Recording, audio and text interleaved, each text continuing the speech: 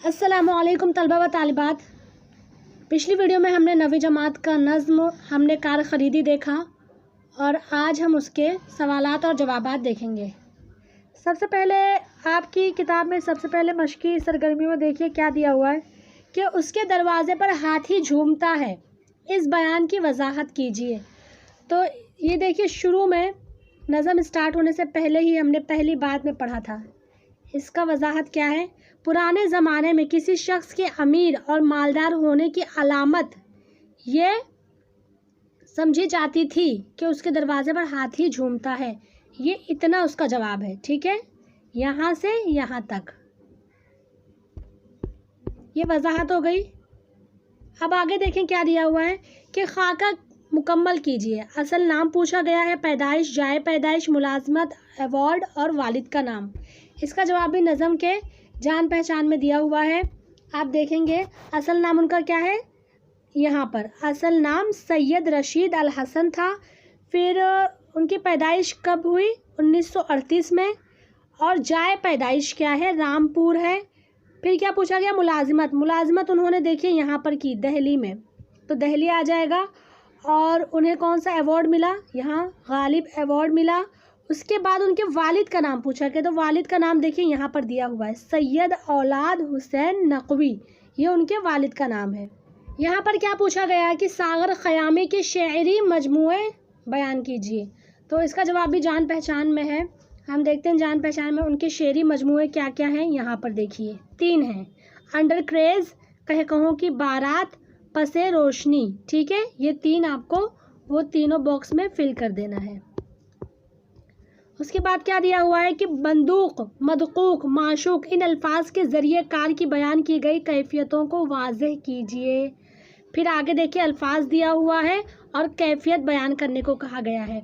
तो हम देखते हैं बंदूक, माशूक और मदकूक के लिए क्या कैफियत आया है, नज़्म के अंदर ही देखते हैं। तो आप यहाँ पर अगर देखेंगे तो बंदूक के लिए क्या कैफियत आया था? उछलना। माशूक के लिए क्या कैफियत आया? चलना, चलती है। फिर मदकूक के लिए क्या आया? लंबी सांस आई है ना। तो हमें ये तीनों लफ्ज़ों को उठाकर कहाँ लिखना है? बंदूक के सामने क्या लिखेंगे आप? उछलना। माशूक के सामने चलना। मदकूक के सामने आप क्या लिखेंगे? लंबी सांस। इतना हो गया। अब हम आगे चलते हैं। क्या कहा गया है कि शेर का मतलब लिखिए।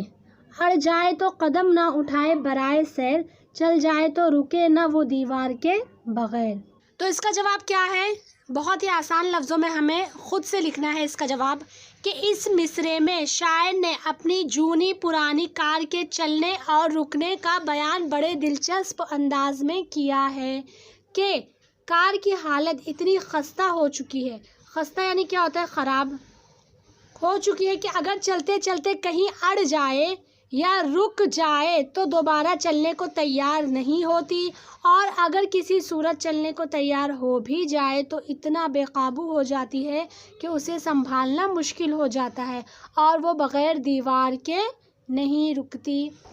आगे क्या कहा गया कि नज़्म से ऐसे मिसरे तलाश करके लिखिए जिनमें सनत तशबीह का इस्तेमाल किया गया है। तो हम नज़्म में चलते हैं और ऐसे मिसरे तलाश करते हैं।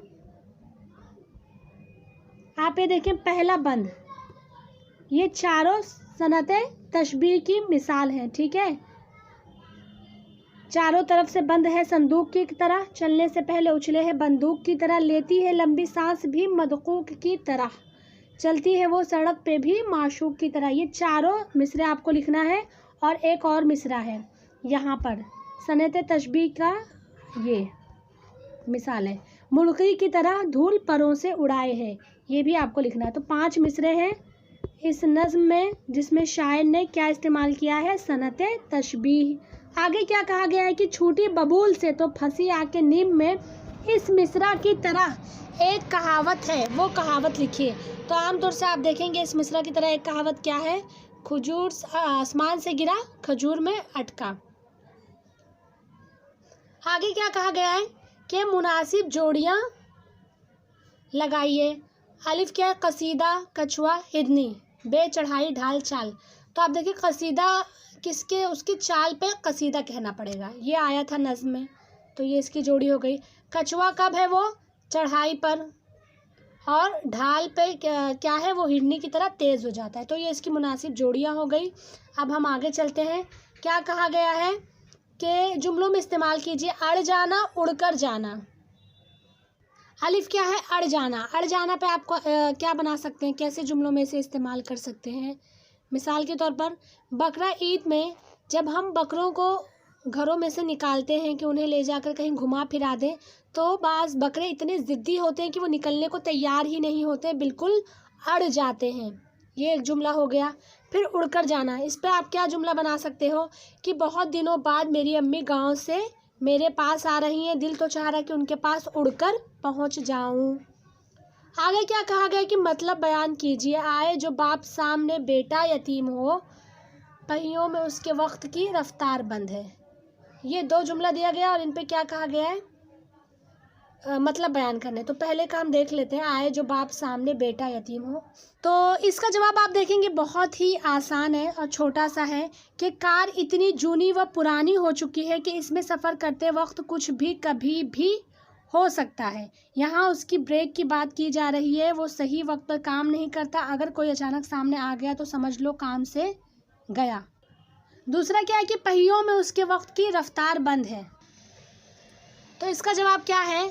कहा जाता है वक्त बड़ी तेज़ी से गुज़र रहा है, और ये भी कहा जाता है गुज़रते पल यानी लम्हा को कोई रोक नहीं सकता। मुराद ये है कि वक्त की रफ्तार बड़ी तेज़ होती है, उसे कोई रोक नहीं सकता। शायर की कार की रफ्तार भी ऐसी है कि चलने पर आमादा हो जाए तो फिर किसी के रोके भी नहीं रुकेगी, गोया उसके पहियों में वक्त की रफ्तार समा गई है। आगे क्या कहा गया है कि कदीम, यतीम, नीम, अजीम की तरह हम सौत लफ्ज़ों की जोड़ियाँ बनाइए।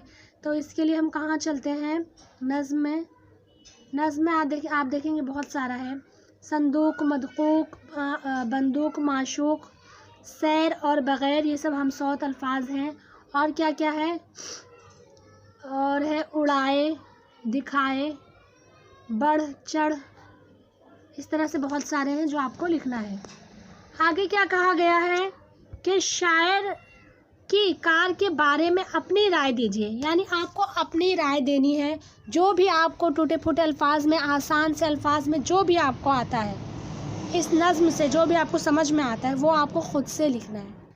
तो देखिए, किसी भी सवाल का जवाब ख़ुद से लिखना ज़्यादा आसान होता है, यानी आपको अपनी मर्ज़ी से जो भी नज़्म में शायर ने ज़िक्र किया है कि किस तरह से शायर को कार ने परेशान किया है, वही आपको लफ्ज़ों में गिना देना है। किस तरह से कि शायर ने जल्दबाजी में, किसी ज़माने में मजबूरी में और जल्दबाजी में ज़रूरत के तहत एक कार ख़रीदी थी, जिसकी वजह से शायर इतना परेशान हो गया कि उस कार ने शायर को कई बार दिन में जेल के रास्ते दिखाए और शायर को इतना तंग किया कि शायर उसकी चाल पर कई कसीदे लिखने पर मजबूर हो गया।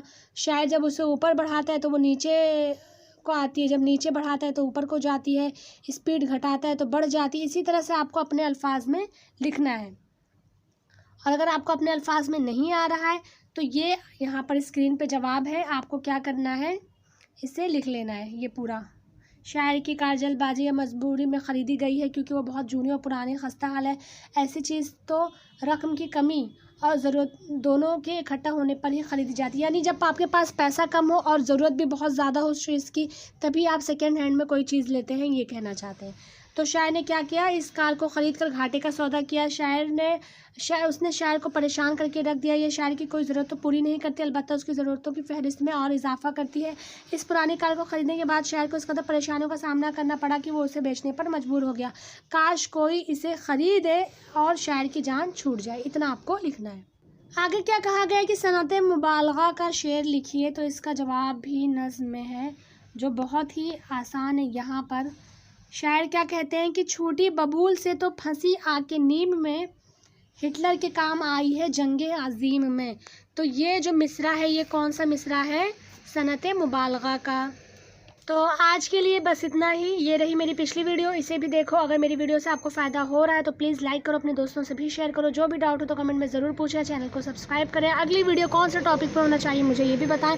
तो मैं मिलती हूँ आप लोगों से अगली वीडियो में। आज के लिए बस इतना ही।